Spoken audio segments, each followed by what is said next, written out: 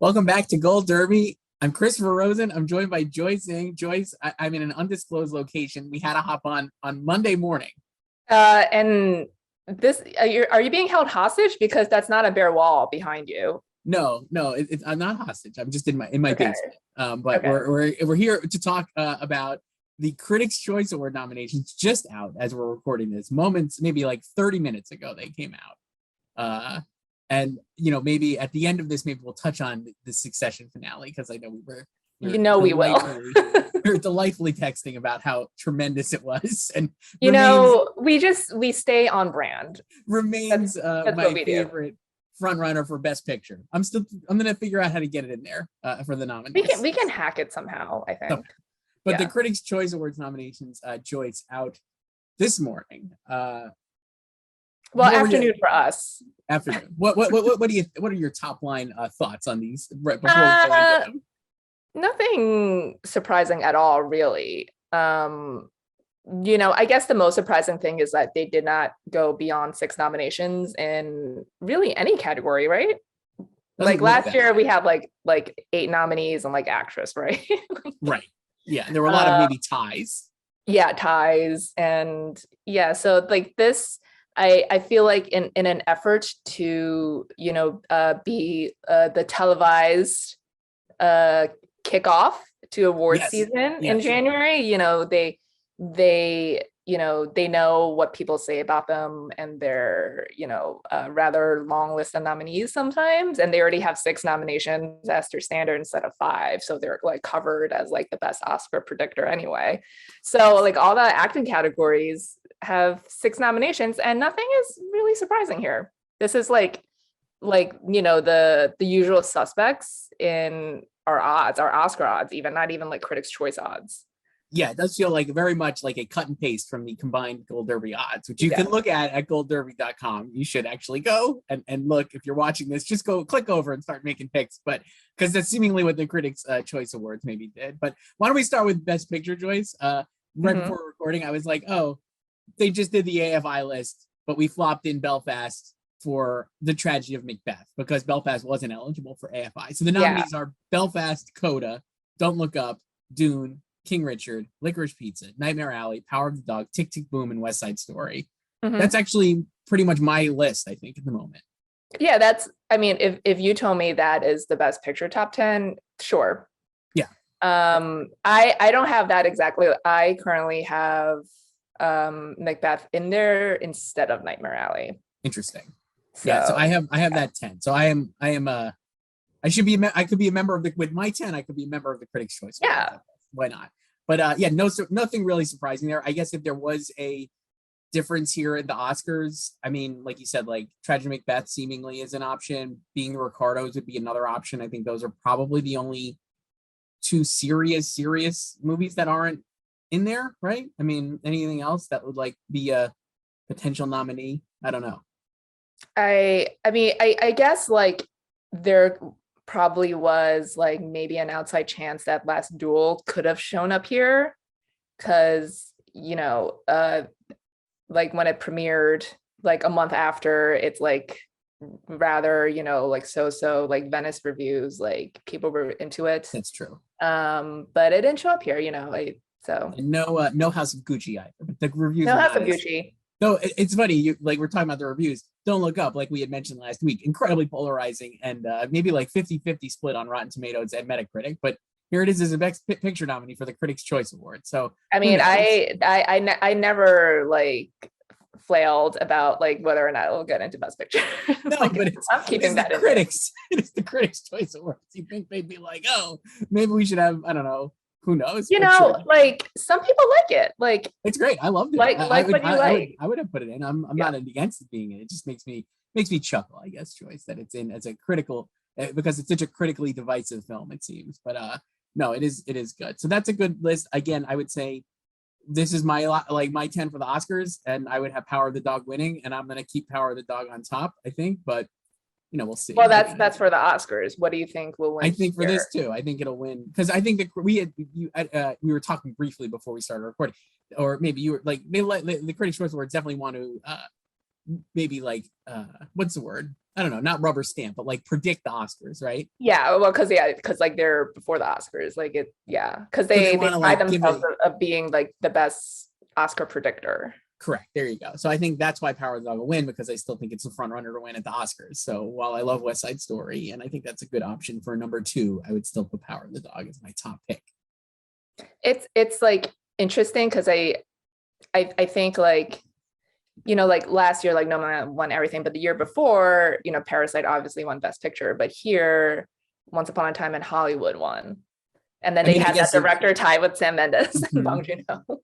I guess you could, the other thing would be like what, like Coda was, Belfast, I think had the most nominations, right? With 11. Belfast and West Side Story each had 11. And then Power of the Dog with 10. So it's possible, I guess, that one of either Belfast or West Side Story can win. But I'm going to stick with Power of the Dog. Let's do Best Actor again. Pretty expected, I'd say.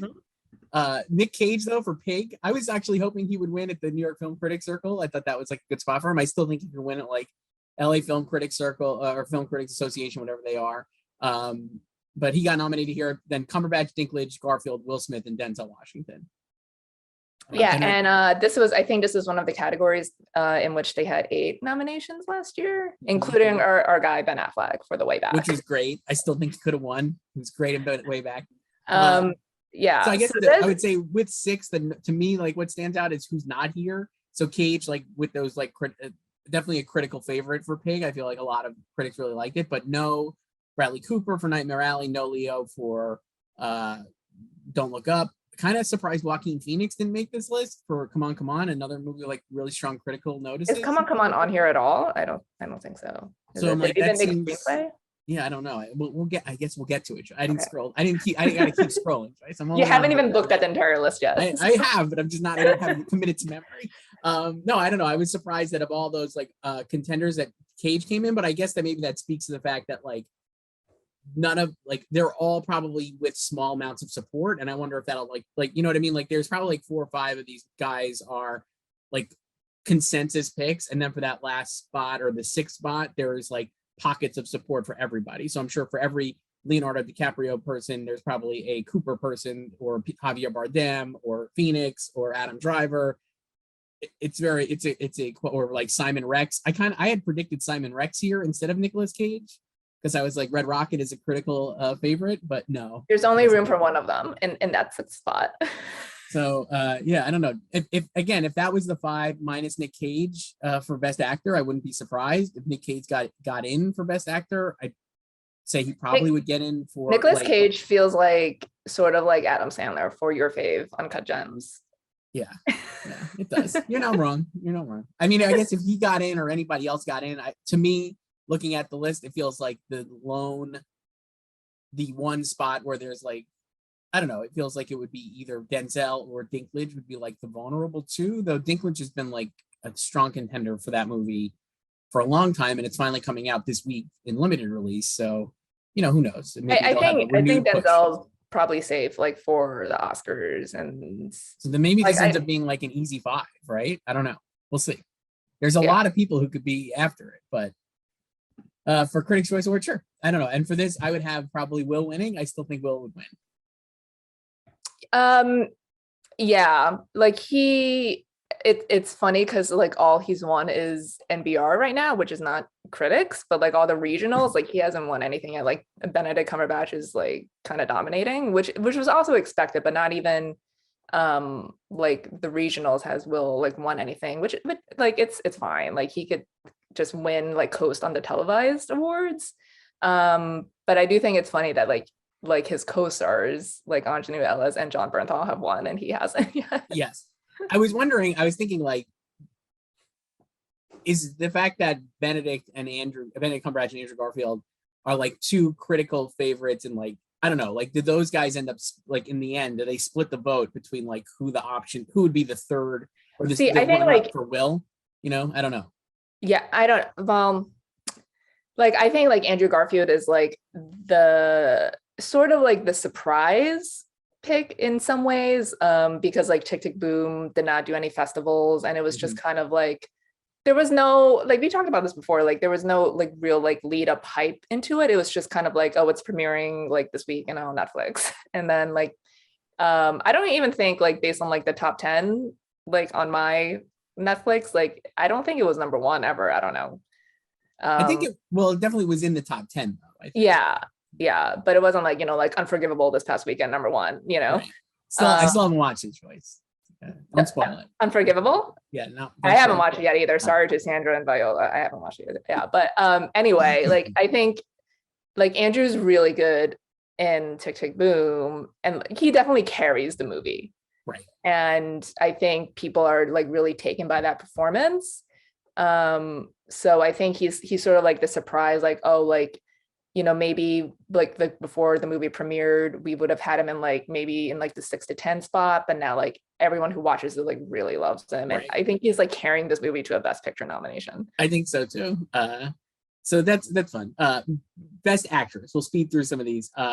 Honestly, this was we've talked about this, a great category, a lot of fun. The nominees here from the Critics' Choice Awards: Jessica Chastain for Eyes of Tammy Faye, Olivia Colman for Lost Daughter, Lady Gaga, House of Gucci, Alana Haim for Licorice Pizza, Nicole Kidman for Ricardo's, and Kristen Stewart for Spencer.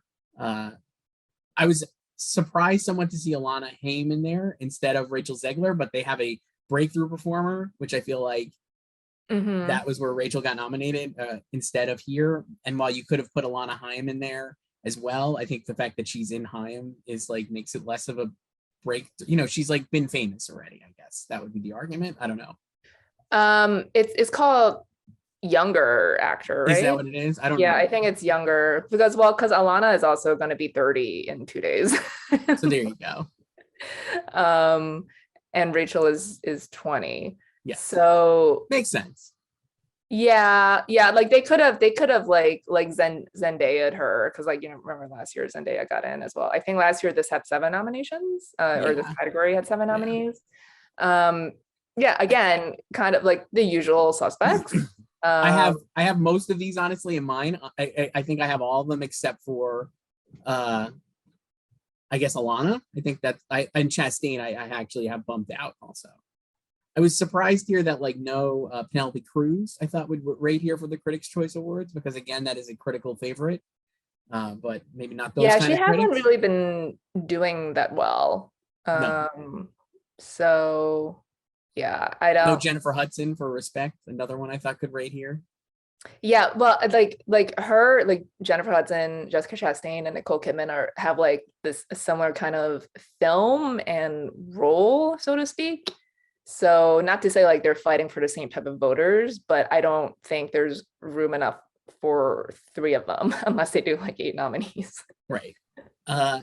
So I'm going to stick with Nicole winning here because I just think that she could win, but I do wonder, will there be a Lady Gaga push? You mean for the Oscars or Critics' Choice? Both. I think both Nicole could win. I think they'll give it to Kristen. Like Critics' Choice will give it to Kristen here. Okay. Like it's okay. Like, come on. Not Lady Gaga, Joyce? I don't like. I also feel like New York Film Critics Circle kind of stole people's thunder. Maybe like the quote unquote novelty of it, I guess. Yeah, it's like they did like the cool thing. It's also interesting that no one else has awarded her since then yet. Right. So, but I think Kristen is winning here. I don't. She could or could not win the Oscar, but I think she's winning here. Like, can you make the case for Alana to win here? To win here? Yeah. Much stronger picture. Spencer, I don't know how many. I think Licorice Pizza had like 8 nominations here from the Critics' Choice, including Best Picture. Yeah, but I feel like they could just like take care of like PTA and like original screenplay. I get. I'm just saying. You know? I could see an argument where maybe she wins, Alana. I don't know. Yeah, I feel like, but I think she needs a lot more like she has like the raves like Kristen, but I feel like the people in this group just like kind of want Kristen to win as well, you know? Sure. I guess the other argument I would make is that like, and again, not this is just a fact. They're all like you have 4 performances here, excuse me, where they're playing a real life person with like makeup and, you know, like affecting a different look, right? So like Jessica Chastain, Lady Gaga, Nicole Kidman, and Kristen Stewart. So then if they're all going to knock each other out or like knock into each other, then you're left with Olivia Colman versus Alana Haim. I could see Olivia winning for sure, but I'm like, maybe Ilana sneaks in. I don't know. I don't know. We can't ever underestimate Olivia Colman because she just Right. wins when we don't predict her to win. So, So all right. Best supporting actor. I was curious to see what the Critics' Choice would do because that is another messy category, and like we are I think I'll speak for both of us. Incredibly disappointed that Ben Affleck didn't come in here. What is it going to take? Just completely wild, especially after what they did last year. What is it going to take to get Ben Affleck a nomination for Last Duel? Have you not seen the tweets? Just look at the tweet, that one viral tweet. And also, they started voting after that tweet. I mean, just how is he not in here? But anyway, it is the funny thing is, it's still a great list. Like, I really like this list. Jamie Dornan and Kieran Hines. Yes, you finally got it. Donald Clark, that one was for you, hopefully, and Kieran as well. Troy Kotzer for Coda, Jared Leto for House of Gucci, J.K. Simmons for Ricardo's, and Cody Smith-McPhee for Power of the Dog. Troy Kotzer is happening, I think. I put him in this morning in my predictions. He's won at the Gothams. He was nominated here at the Critics' Choice Awards. Coda is continuing to hang strong as a Best Picture contender. I think it feels like he should get in. And I think if this is the list that gets in, the category is open enough for him to get in. So, and people love that performance, and he's like hilarious in it and has absolutely the most emotional individual scene, I'd say, in the film, right? With like Amelia's, and when they have their little like they have their like heart to heart. Yeah, and she performs for him. Yeah. And like so emotional. So I think he should get in. And I really I'm excited for that. I think Dornan and Hines are in as well. Then you got Jared and Cody Smith-McPhee. I could see that being like the 5. I guess I still have Jared winning. And I think here, what if Dornan wins? Has anybody shook more? What if Jamie Dornan, has anybody said hello to more critics this year, let's argue, than Jamie Dornan? He's been at every event. He's sung Everlasting Love like at least 3 times. He's gonna host like private concerts now that he's like gotten in. I gotta imagine the amount of people who already have a selfie in the Critics' Choice Awards, in the Critics' Choice group, who have selfies with Jamie Dornan is sky high. So I think all of that leads me to believe he could win. So it'll be interesting to see because I would say like Cody is the ostensible front runner. Yes. So they could just give it to him, which would be like the easy route, so to speak. But like this category, like the last 5 years, we've had like outright front runners. So it was like easy for them to just continue to like rubber stamp them. It was like double Mahershala Ali, Sam Rockwell, who Willem Dafoe was like the actual critical favorite, but you just kind of knew that like once the televised awards started, like Sam Rockwell would take over, and he did. And so that was like an easy pick. And then Brad Pitt, and then Daniel Kaluuya this past season. So we don't like, I wouldn't say like Cody is as strong as any of them were, like, because it's, like we talked about this last week, like how like the past couple of years supporting actor has had like co-leads, like just be like an obvious pick like very early on, and we don't really have that this year, and like Cody just feels sort of like the default. So I could see him winning, but I could see them, I think if they're going to give it to a Belfast guy, it would be Hines and not Dornan. Hines would make sense, and I think he's actually runner up in our Oscar odds. I know it's different than the Critics' Choice. Yeah. If the Critics' Choice Awards are pretending to be the Oscars, like then that's like the logical thinking, I guess. I would say the reason I would actually lean towards like a Jared or even a Jared Leto or Jamie Dornan or Troy Kotzer here, honestly, is because at least anecdotally, I'd say like the supporting performances are usually like you said, either like leads or co-leads or like a lot of like a big performance, right? Like there's like a lot going on, or like high energy, let's say. And the Cody Smith-McPhee performance is great, but he is incredibly internalized, excuse me. And he's not eternalized. I don't think he's in Eternals too, Joyce, but he could be, like, why not? Could be. Maybe he's going to be there. Who knows? He's on the ship with Harry Styles. Well, he was Nightcrawler, I think, in some of the X-Men movies too, if I remember correctly. Yeah, I don't know. I was just like, it's not a smaller performance, but it is like a more internalized performance. And I'm like, I wonder if a bigger performance where like Jamie Dornan doing a full charm offensive in Belfast, or Troy Kotzer or Jared Leto doing the Jared. I mean, like Jared is the biggest performance if you're gonna Like Is it the how biggest performance you've ever seen? We don't need to talk about that right now, but think about that for the next time. It's the biggest. It's so big. it's like it's big in so many ways. It's like the Thanksgiving Day parade float. That's how big it is. It's the biggest performance. So that's supporting actor. Supporting actress. Oh, actually, you know what? Rewind. Let's go back to supporting actor because somebody who's missing here is Mike Feist. Yes, our guy Mike Feist. Very disappointed, but you know who did nominate him today? The Chicago Critics. So I feel like that's like just some like Midwest solidarity because he's from Ohio. We'll take it.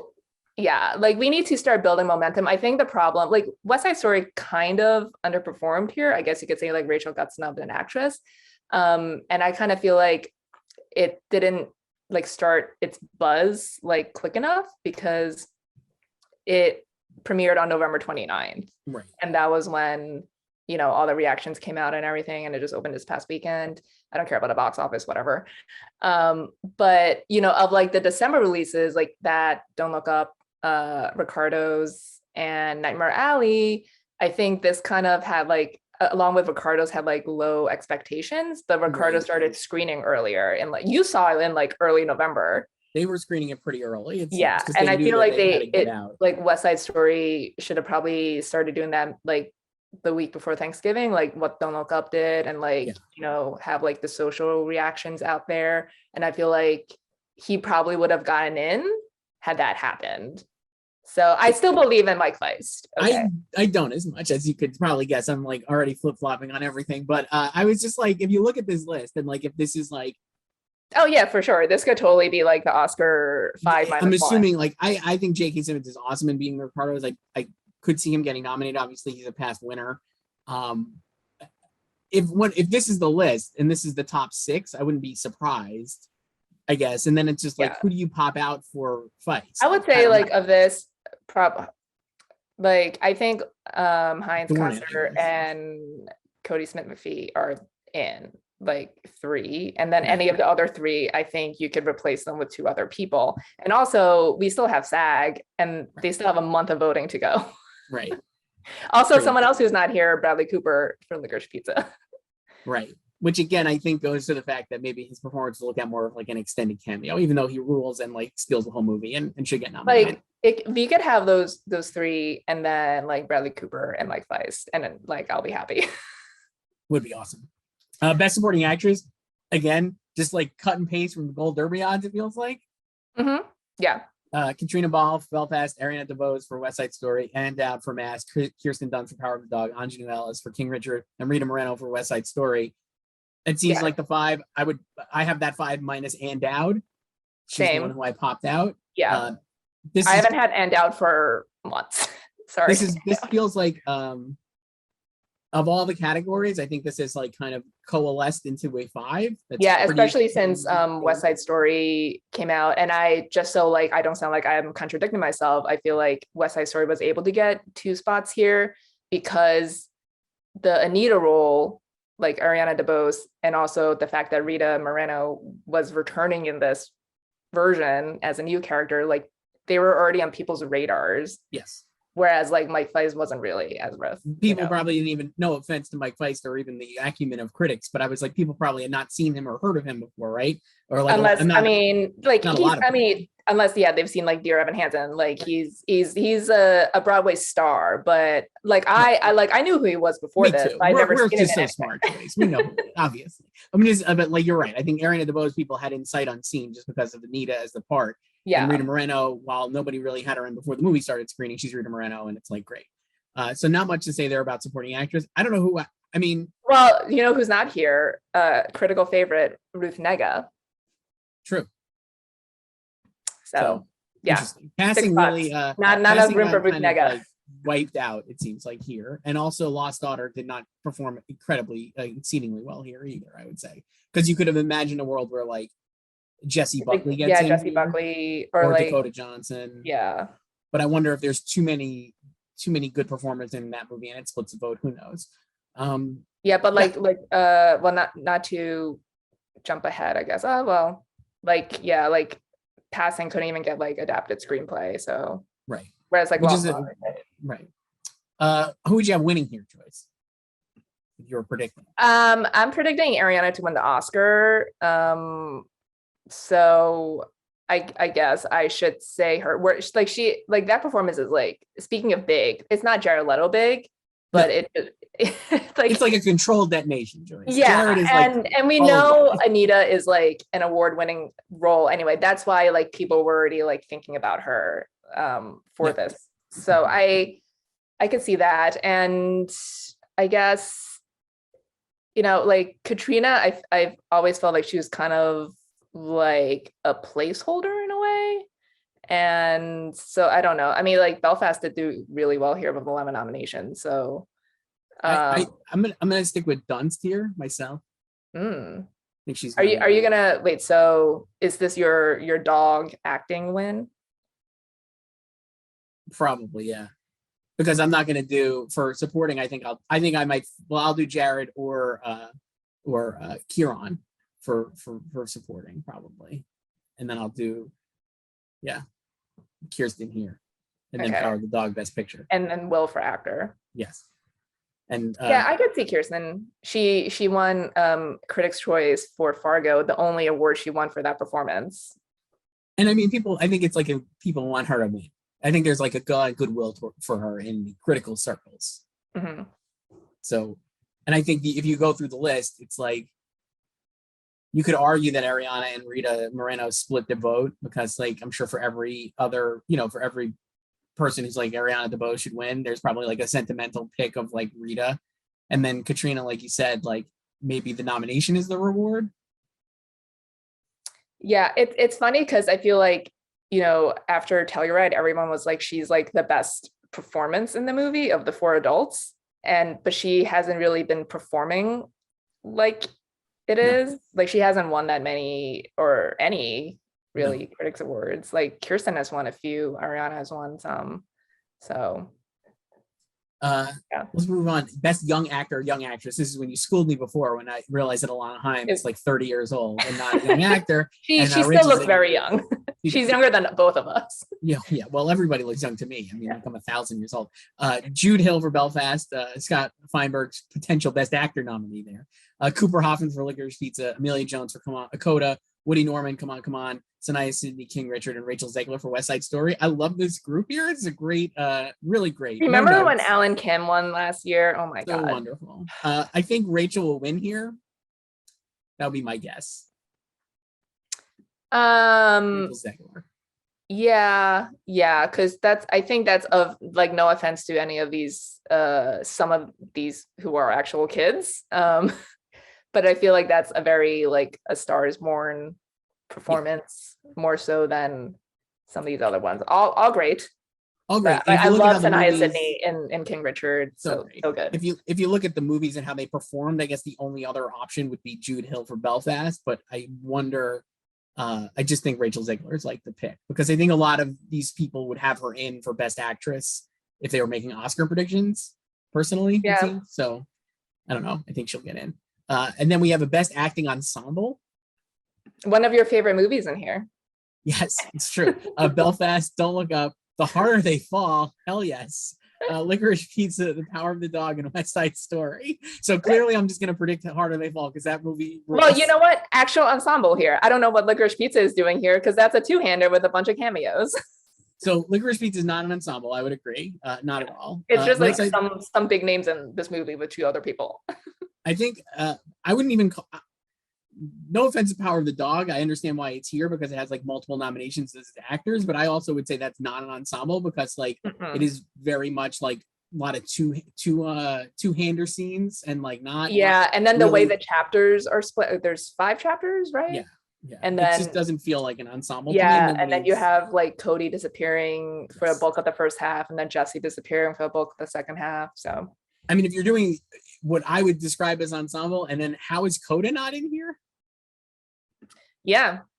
Truly strange, a totally strange oversight. I mean, I have Coda in at SAG ensembles. Hey, I don't understand it at all. It makes no sense to me that it's not here, especially as a Best Picture nominee. And like of all these movies, like of an acting ensemble, like that is a great ensemble. They all are working well together. And again, like doing a family seems like you really have to work together to like make that seem genuine.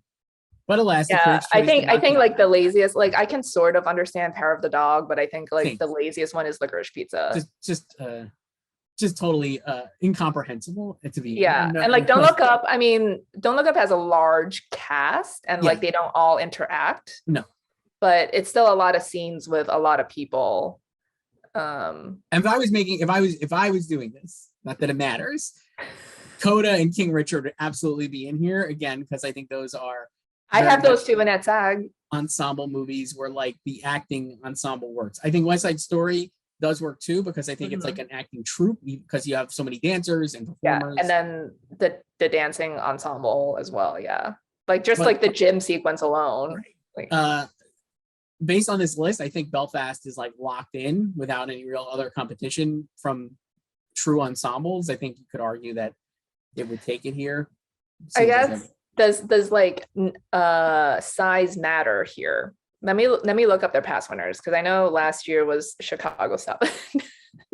Yeah, but that one at least I could argue was like an ensemble, Yeah. though I think I picked Minotti for that one. Okay, so Chicago 7 we know has a large cast. Year before was The Irishman, also big. So then by that over logic, eventual SAG winner Parasite. the Parasite's a real ensemble. I guess Yeah. if you go with the Irishman logic, like Don't Look Up would be the comp, I think, because it's like a lot of famous And then the year people. before that, The Favorite, which is a small cast. But a great ensemble. They worked Great ensemble, and they all interact. That was only 5 people, which is like comparable to Belfast. I think Belfast is going to take this one. But if I was voting, I'd write in Coda. Just put it right at the top. Coda should win this category. Let's do a recount. And then they'll just like, we're not counting this ballot. They'll burn a ballot. They're going to be like, you're not even in this group. Why are you sending it? Why is this like snail mail stamped? Like, what's happening here? Don't click the link. Don't click the link. Best Director, Joyce. Again, if this was the Oscars, it seems totally reasonable to believe that it could be Paul Thomas Anderson for Licorice Pizza, Kenneth Branagh for Belfast, Jane Campion for The Power of the Dog, Guillermo del Toro for Nightmare Alley, Spielberg for West Side Story, and Denis Villeneuve for Dune. I have that 5. Actually, no, I don't. I have 4 of those 5, Joyce. I made a last second ditch here. I put in Ronaldo Marcus Green in my Oscar picks. Wow. For Best Director, which we can talk about later this week. But for the Critics' Choice, that's a great, like the tease. Whatever. But this is a solid list. Seems very. This is again like the top like 6 people. Yep. Like, yeah. Yeah. So I don't have Guillermo in my Oscar picks or Kenneth. I haven't updated that. But I have Adam McKay in there, which I think could still get in. I think he could get into. Or I'm like contemplating like, are they just gonna do like a non-English like nomination like pick, you know, like the artsy like Thomas Vinterberg last year, you know? Right. I mean, Asghar Farhadi could probably get in here for the Oscars for A Hero, which I know Amazon is releasing. So soon. I think Jane is going to take this. I agree. I think so. And because I think we'll go to the next category where I think Paul Thomas Anderson will win. For Best Original Screenplay, the nominees are Paul Thomas Anderson for Licorice Pizza, Zach Balan for King Richard, Kenneth Branagh for Belfast, Adam McKay and David Sirota for Don't Look Up, which I think is a funny credit because I'm pretty sure Sirota just has a story credit because I think it's written by Adam McKay. It's not a co-screenwriter. Yeah, but they award the story credit. Okay. Too, and then Aaron Sorkin for being the Ricardos. So I think that I have this exact list for Oscars for Best Original Screenplay. No substitutions. And I have Paul Thomas Anderson winning there, and I will have Paul Thomas Anderson winning here at the Critics' Choice Awards. Interesting. I have Come On in place of King Richard at the Oscars. Yeah. So, but I agree. I think this will be the PTA consolation prize. Like screenplay has been so many times before for auteurs. We recently saw it with Spike Lee, obviously, for his Oscar. I mean, yeah, like Jordan Peele, Emerald Fennell, it goes on and on. Like Kenneth Lonergan. Sofia Coppola. Yeah. Spike Jonze. Yeah. Barry Jenkins when they moved Moonlight into adapted. So, Best Adapted Screenplay. Jane Campion, Power of the Dog, Maggie Gyllenhaal, Lost Daughter, Sean Hayter for Coda, Tony Kushner for West Side Story, and John Spates and Denis Villeneuve and Eric Roth for Dune. That was the one that I was surprised made it in. I think I had passing in and I predicted that did not surprise me because lot of Dune fans in this group, I would say, and on film Twitter. So this one, I'll be curious to see what wins here. I actually think Maggie Gyllenhaal could win for Lost Daughter. I think this is a good place to honor it. And if West Side Story, I mean, you could also say like Coda could win here. I think the fact that Jane seems like an overwhelming favorite to win Best Director would mean that there's not as much pressure to give her Best Adapted Screenplay award. I would say she's more of a lock here than in director, but I think she's winning both. Wow. Yeah. Good night for Jane Campion. She's gonna love it, and I can't wait to see which critics ask her what her favorite Marvel movie is. But did you see PTA said superhero films are not destroying cinema? No, but I was listening to him. You know what? He loved Hawkeye. You know why? Because all his I love Hawkeye too. His kids are all like 16, like 12 to 16 or whatever. You know, they're very in the wheelhouse for Marvel. He's just watching Marvel stuff all the time. It's great. He watched Venom. Do you want to go through all these, or what should we do? You could do. I mean, those are like the top categories. Anything else stand out? You know, below the line. I don't. Below the line stuff. I wanted. Why don't we go to? Let's do a couple. They have a couple of like. We'll do best comedy. Is it a critic's choice? Oh, the genre. They got rid of the acting genre categories. Like remember, like comedy actress and stuff, and action actor. Yeah. No more of those. A lot of. I would say a liberal definition of comedy. The nominees are Barb and Star Go to Vista Del Mar, which is a comedy, not one I particularly enjoyed, but definitely a comedy. Don't Look Up, Free Guy, French Dispatch, A Laugh Riot, and Licorice Pizza. I mean, I guess those are comedies. Yeah. You know, they're funny moments in French Dispatch and Licorice Pizza. I wouldn't call them comedies, but I also can't think of other comedies that were out this year that would qualify. Would you put your beloved Cruella in here? No, it's not really a comedy either. I don't think it's a comedy. I don't know what a comedy is anymore. Barb and Star is a comedy. You know what's a comedy? Succession. Yes. Let's see. Yeah, I don't. You know what? I would have supported a Jamie Dornan nomination for Barb and Star. Really, really great stuff. And then let's do the music ones because we obviously there's like because our boy is here. So for best song, you have "Be Alive" for King Richard, "Dos Orguetas" from Encanto, "Guns Go Bang" from "The Harder They Fall." Is that the Jay-Z one? I think so, right? Yeah, you should know. This is your favorite movie. I don't remember the names of the songs. Just Look Up from Don't Look Up, and No Time to Die from No Time to Die. So this is a great opportunity for the Critics' Choice Awards to go. Beyonce wins a Critics' Choice Award for Be Alive. Over Jay-Z. Over Jay-Z. Well, it's definitely the most, of this group, it's definitely the most memorable song, maybe? Be Alive? I think the Encanto music is really good too. I don't know.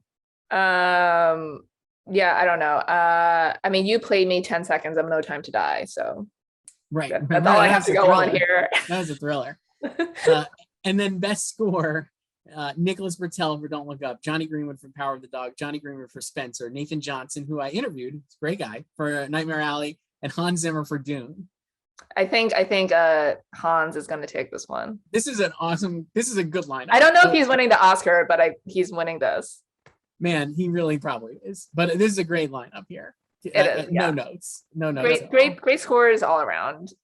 And not even again the right Bertel one. Maybe I still think the Cruella is maybe a better Bertel song score. It's so you know what they should nominate him for? The Succession season 3 score. Love that. When is it coming in? Nicholas Bertel, hit me up on Twitter. When are you releasing the score? Joyce, before we get to Succession, do you want to quickly go back to the TV awards? The TV awards, the nominations that were announced last Monday. Yes. You know, Critics' Choice is so big, they can't do TV and movie nominations on the same day. Joyce, you got to keep the engagement going. It's just got to be like, it's like releasing TV episodes once a week. You know, you got to keep doing it. We've gone through a lot of the drama stuff last week, I think, because of Succession. We talked a lot about. What you think of anything else? Like, why don't we look at comedy? Comedy. Happy for Only Murders in a Building. So you got best comedy series for Only Murders. You got two best actor for Steve Martin and Martin Short. And Selena Gomez. And Selena Gomez for best actress. Yeah, and then our girl Renee Elise Goldsberry got in for Girls Five Eva. Love that. They're gonna lose to Jean Smart. It's okay.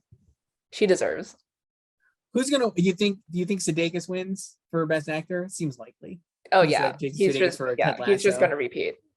Like And they're JTR not like done with it Sanders. yet. No. Like yeah, like Ted is gonna win series. So what about supporting actor in a comedy? So you only get one Ted Lasso guy, Brett Goldstein, and then you've got a lot of like. This is actually like a really eclectic group, I would say, right? You have. I think Brett is winning. Like you still think Brett it is an interesting group, but I think Brett and Hannah wanting him. Yeah, it's just gonna be like the Emmys again. Maybe. Best limited series, Mayor of Easttown, probably again in a route here, but a good list. Mayor didn't win the Emmy because of Queen's Gambit, but that's not here because it won last year. So I would love for Mayor to win because it deserves a series win. The only one it's won so far is the TCA award, for which I voted for. So yes, Mayor of Easttown won because of me, only me. This lineup is interesting because of what's not here. There's 8 here, right? Am I counting right? Yep. So it's Dope Sick, Dr. Death, It's a Sin, Maid, Mayor of Easttown, Midnight Mass, Underground Railroad, and WandaVision, and they snubbed The White Lotus. Pretty shocking, right? Because it got acting nominations for Jennifer Coolidge and Murray Bartlett. So yeah, no White Lotus in limited series. I'm kind of shocked. Yeah, the thing is, it's like with 8 nominees, you don't need that much to win. No. No. I wonder if Midnight Mass ends up really performing well here. Could make the case. Multiple acting. It's like a cool pick, I think, but I don't know what would it win. I don't think it's winning series. Well, it could win best series, honestly, unless Mayor of Easttown does, right? Yeah. Like, okay, so let's say like Mayor of Easttown is the front runner, like what would be second? Because you can make an argument for Maid being second. I think either Maid or Midnight Mass, because I can argue that Hamish Linklater could win best actor. I mean, I guess probably the favorite would be Michael Keaton for Dope Sick. Yeah. But I don't think Dope Sick got in here. It did. Yeah, no, I know. But I'm like, I don't know. I could see something going to Midnight Mass because Zach Gilford also got nominated, but I think that's our boy Evan Peters will win there. Evan Peters, Zapes. Like I think actress is Kate. Kate is just gonna sweep everything. So that's the Critics' Choice Award. Joyce, before anything else before we go to Succession? I don't think so. Succession again, 8 Critics' Choice nominations. Oh, I'm sorry, I hit the wrong button. 8 nominations for Succession. Yeah. Wow, that's a lot of nominations. How many? That's just for season 2 then, or this season? They did this before. It's for this season. They did it before even the finale. Yeah. So they hadn't seen the finale because no one saw the finale until yesterday, Sunday. I got an email from HBO at 8:59 with a link to the screener. So it was great timing. I could watch the whole thing in a minute before watching it on HBO. I know. I watched it on the screener side too. No, like a 10 out of 10, I would say, for the finale. Just okay. 3rd year in a row, 3rd season finale in a row, just like out of the park. Perfect. How does the show keep getting better every week? I don't know. And it's just like I mean, we knew like it was gonna win writing again at the Emmys, and he's gonna submit this, Jesse Armstrong, who wrote it. Let's talk about this from an Emmy standpoint, and then I still want to, the way it sets up what happened, like the show is just so good. And also, if you haven't watched Succession yet, just that we're going to spoil the hell out of it, I would imagine. So I mean, it aired on both coasts. It aired. You should have watched it. Sorry. What I left thinking of the episode was like, how do you give out? Who could you pick for the Emmys? Well, that's what I texted you. I was like, how do we make sure they all win Emmys? So best actor, Jeremy Strong versus Brian Cox. That's the Critics' Choice Award one as well. Jeremy Strong on the back of that New Yorker profile that made everybody upset. And then everyone thought Kendall was gonna die after last. Doesn't die. He's totally alive, but has like a death of the soul and has now like been reborn. It's a figurative death. Yeah, he definitely has, and he finally admitted to the siblings, to Shiv and Roman, that he had played a part in the death of the waiter at Shiv's wedding, which I've been waiting for him to do since he killed that guy. I mean, he tried to tell Caroline last season, and she's And he like, tried "We to did well tell over an egg." yes, And and he then she also bolted. wanted to tell the two of them early in the second season as well. So it Yeah. was great to have him finally do that. And I felt like that was like a real turning point for Kendall. And I was actually thinking, like, while he didn't die, you're going to tell me I'm wrong, probably. But I was like, the fact that despite the fact that he didn't die, and I know that Jesse Armstrong is like nobody changes, it does feel like that is the end of the Kendall arc that we've had for 3 seasons. And now for season 4, they could go in a lot of different directions if they want. Oh yeah, for sure. Like I didn't think, like I told you last week, like when I watched last week's episode, like my first thought wasn't that like, oh, he's dead. It was like the dick pics. And then I was like, oh, people are gonna think he's dead. And yeah, like Jesse Armstrong has said, like he doesn't believe like people change. And I do agree that like that version of him like died in that pool. Yes. And now that he's like, and also he like finally verbalized that like he's not a good person. Like he has been claiming this entire season, like he's like, I'm bad, like I killed a kid. And like I still don't think that like fundamentally changes like who he is, but I think he has finally let go that part of him that like wants to like not, well, yeah, like be the top dog, but like try to like take over in the way that he has been pursuing it this whole time. You know, now he knows that like he needs to work with his siblings. And you could say like they should have been doing this in season 1, you know, but like these are very damaged people, and like they all had a part in like in them not. I felt like I was watching the Avengers assemble in that car ride, by the way. It reminded me of that, and it reminded me of Mad Men, one of the Mad Men finales when they all go to like the new office. Remember that when like Donna and Rick, like they get they bring the team together and they leave some people behind, Sterling Cooper. Yeah, but like but also like if you watch Kendall, like Jeremy Strong in that final scene in that room, but it's like it's mostly like Shiv and Logan and Roman talking, right? And he's just standing there, like he like has been through this before. It's a different Kendall. It is a different Kendall, or it's at least he's set up in a different way. And that also pivots to, you know, a lot of the speculation about why they would kill Kendall was just, does Jeremy Strong not want to do it anymore? Which I don't know if that's true or not, but that was like that's how people maybe read the profile, right? I don't think it's like he doesn't want to do it anymore. I think people misread the quotes about him from like his colleagues, past and present, as like he is a nightmare to deal with. Let's write him off the show, which is completely incorrect. And like they're like, I mean, they like he and Nicholas Braun hang out all the time. I saw them at, I wish somebody would have asked me from the New Yorker. I saw them hanging out like as friends at the Nightmare Alley screening. Like if you follow any of them on Instagram, there's always like photos of them like hanging out on set. But anyway, so he'll be back in a different capacity somehow, probably. So you had that, but then you have from an Emmy standpoint, man, Brian Cox just destroying that episode. Like, oh my god, he was having way too much fun in that final scene, like when he mocked Shiv. Truly an unbelievable performance. I watched it twice and I would watch it again. I just was like blown away. I think while this season maybe was ostensibly more Roman focused, and like definitely like Kendall is obviously like the lead or like the main character, I think Logan just dominated the whole season. The trailer promised full effing beast, and we delivered on the trailer, I would say. See, the interesting thing about the show is that like Logan is a lead character, but like you could say that like none of the seasons are actually from his POV, because you would say like season 1 is like the Kendall season, 2 with Shiv, 3 with Roman, and I'm assuming 4 will be Tom. So then we have those two for best actor will be actually like, I don't even know how you pick because they're both so good. I like assume, let them tie. Like what episodes do they submit, Joyce? I would assume Jeremy would submit 7, but like that confessional scene in this, like my god.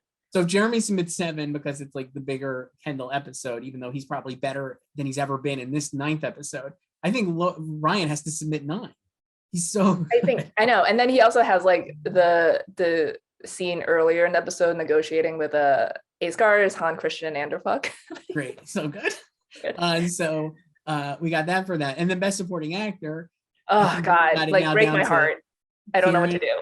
Kieran Culkin and Matthew McFadyen. McFadyen? How do you say it? McFadyen.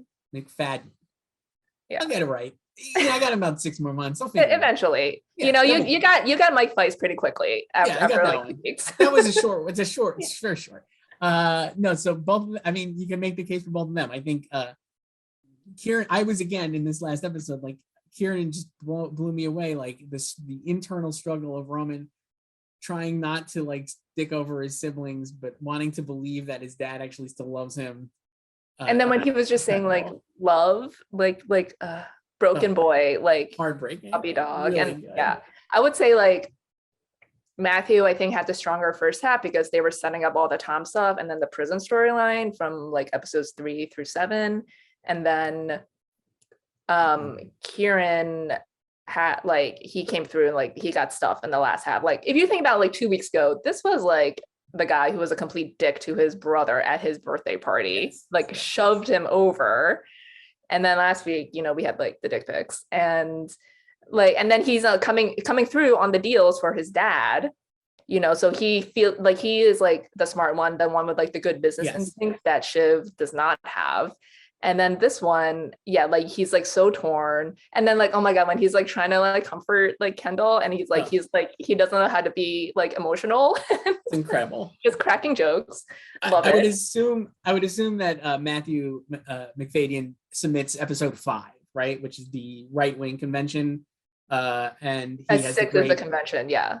Is that 6? Yeah. So I think he would submit 6 because he has those great scenes at the diner, which is just awesome. And that's like, I think, and his scene with Kendall is probably his best moment and also pays off again in the finale. The writing of the show is so good. And you can go back and watch the show and like see how they laid the track for every single motivation that happens here. And Tom saying like, I've never seen Logan get fucked before. And that is literally what happens. And Logan basically says that back. I always win. Is that what also, if do you remember in the 3rd episode when he offers him to go to prison for Logan and then he goes into that room and he calls someone, like you assume it's like a lawyer, and then he's like, I want to speak to like Rex Hengen or something. And they said that name again last night in that room. Oh, that's awesome. I didn't even pick up on that. Well, I was also thinking that like you could argue that Tom's been laying this track since the 1st episode, because when it's like who sent the donuts, the only person who knew that they were there is Tom. So Tom has been feeding Logan information, you could argue, since the beginning. They didn't show that, and that's like something you'd have to infer, I guess. Not that the show does red herrings. Like all the clues are there, because the thing is like Shiv's biggest mistake is she's underestimated Tom this entire time. She just tells him everything, like, and she doesn't realize that like he is an actual person who might have his own agenda. Yes. And all she would have to do really is show him a modicum of like love, and I think he would have been like more just like some sympathy for him like fretting about going to prison. But instead she's just a total dick to him, and then it's just blown up in her face. So that'll be an interesting one. I think I honestly last night I was like, I think Kieran should win. Tom's a better character than Roman. God, just his facial expressions in the car, and then like that. I think it's like he can play both sides of Roman so well, like just like the immature like fuck up, just like cracking jokes and insults, and then when he gets like vulnerable like that, it's like it breaks your heart. I really think he would win. Seemingly best drama, I'm just gonna like pencil it in. Best writing for sure. I know. And then I think like Sarah can finally win supporting. I think J. Smith Cameron will get nominated, but like Sarah just has like the material, and then the final shot of her face, like. So I read a couple of good things. Vulture had a great Hunter Harris was on the set with Succession, so like hers was hers cover story for that scene we talked about last week that included Kendall that we had not seen yet. So like her cover story was like a big refutation of the idea that Kendall died, because it was like a lot of stuff that we had not seen and seemed like logically like that would make sense then that she was there for it. So she had a whole big thing that's on Vulture right now about like the finale and like watching that last scene, which is really cool. Have you read that yet or no? I have it opened. I haven't read. You get spoiler for me. It's awesome, and you should read it. Everybody should go look at Vulture to read it. But the thing that was interesting is that I guess she said they shot different variations of the end. So like at the end, Logan walks out of the room after calling them noisy pedestrians, which is just awesome. It just totally destroys his children. And then walks out of the room, and Tom is walking in, and he like gives him a pat on his shoulder, like full Godfather style. And Shiv sees it, and Tom doesn't know that Shiv saw it. So now we end the season with Tom being like, "Hey, hope Like, you're you okay. What happened?" And Shiv knows that Tom sold her out, but Tom doesn't know that Shiv knows. But anyway, they were shot in different ways, and apparently one of them was that nobody sees, I guess, and another one was that Kendall sees, but Shiv doesn't. So they went with the Shiv one, which I think is actually good. But I would like, it is interesting to think what would you be thinking if like Shiv had not seen? Well, did you watch like the after the episode, like the featurette that they do every week? So I don't know if they mentioned in the story, but like Mark Mylod, who directed it, he directs like all the finales. He said like they weren't sure, again, like in that vein, like how to end the episode. But once they gave a pass to Sarah to like react that way, he realized like that's it, like that's the button to do it, like her face. That's great. Yeah. And then I guess other people are speculating maybe she could be pregnant because there's been so much talk about the baby, Tom trying to have a baby with her. I don't believe that she is, but that's another, I guess, I mean, we know Carrie is the one who's pregnant. True. I don't know. I mean, I'll be very. I don't think she would be, I guess, careless like that, because she definitely does not want a baby. Correct. And then like her whole thing last week when she's like, I want to have a baby, was just to spite her mom, because her mom just completely like decapitated her during that talk. Like, she definitely does not want a baby at all. No. But, and then like the whole thing was like, well, in 10 years, like it's only two and a half Olympics, Joyce. It's fine. That's the way I measure time. Okay. So yeah, that's it. Succession. I cannot wait for it to come back for season 4. I have no idea. I assume it'll air in like 2023, maybe. I think it could air next year. I think, did they say it was the writers' room are starting in January?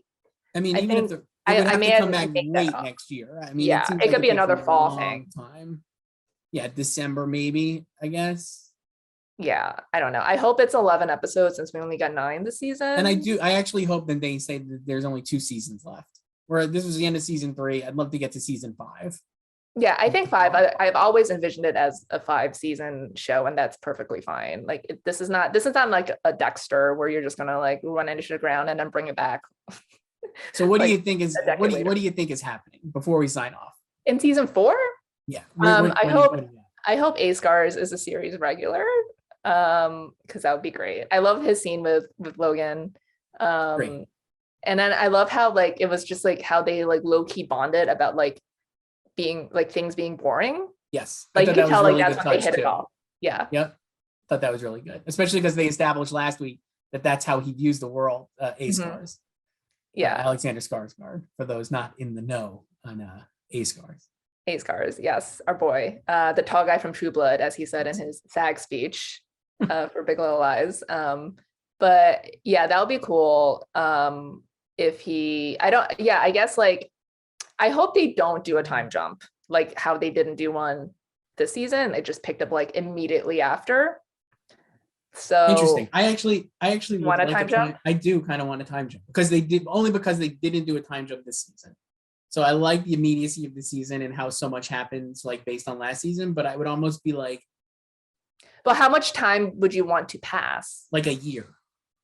Okay. So where do you envision like Kendall, Shiv, and Roy in a year? I don't know. I can't even begin to think of it. I mean, I assume that Kendall will just be gone. He wants out and they'll have him doing some pretentious douchebag, like drinking, saving the water or whatever, who knows. And then like hey, he's gonna put all his communications on his Insta. So and then Roman probably somehow being some like hack in LA, I guess. And then Shiv maybe actually in LA. And then maybe like Shiv with like Tom, because like assuming Tom is still in the company, right? Like who knows? Tom and Greg. Joyce, I don't write the show. And I don't have the good ideas. Or for a reason. Oh, thank God I don't do it. But yeah, I don't. You see, this is like a show. I don't try to predict what they're gonna do. Like I just wait for it to happen and then I enjoy it. And it's great.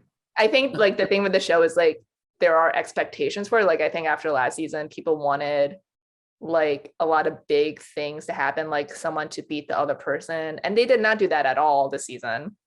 And like that's not what the show is about anyway. It's always been about like the dynamics, the power struggle, and like the abuse these kids have suffered. Well, they did do it, I guess, a little. The problem is people didn't want it to happen. Logan won. Logan wins.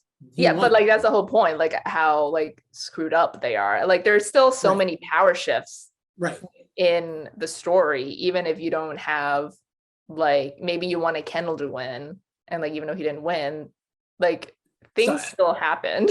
I was wondering this, and I wonder if this is like the end of, the show is so cynical, I can't actually imagine it would be this, but I'm like, it's actually not about who wins, it's about whether Logan loses. And I guess is that like the next if it's 2 more seasons or 3 more like seasons, do you consider this a loss for him because he's willing to sell to no, I think it's another win. It's just he always wins. And so he'll never lose. And even death wouldn't be a loss for him, because like a loss for him would be like, I don't even know. I can't even imagine what it is. I'm sure the writers are trying to think of it, or maybe they're not, because he'll never lose, because the kind of guy that Logan Roy is doesn't lose. There's no loss for that. Yeah. And then the other thing is like that final scene was so good because you had the kids there like trying to make their case, and it's like Logan, and then he flew Carl and Frank out. You know, the Wi-Fi works there. And Jerry's there. Oh my God, the breakup between Jerry and Roman. But and then, you know, now you have Tom coming into the fold, and it's like the people that he trusts the most are people who are not actually related to him. Yes, 100%. It's like his entire board, who's been with him for what, like 30 plus years. Yep. Like he can't trust his kids. No, and he thinks they're dumb. Yeah, because he thinks they're not savvy enough to make it work. And he's not wrong. That's the thing that's funny about the show. And he was like, yeah, it took them 3 seasons. I don't know how much time has actually passed on the show, because they're kind of like not that much. No, yeah, they're pretty. I mean, they haven't had the election yet, so I'm assuming they're still in 2020, because they said like the elections in 6 months during that whole thing. Right. So yeah. Anyway, Joyce, this was great. This was good. This was good. We'll talk on Wednesday. I guess we'll come up with more stuff. I'm sure I'll have more Succession thoughts then. But well, you have your tease for your director lineup. So yeah, can't wait. Yeah, let's come back for that. All right, bye, Joyce.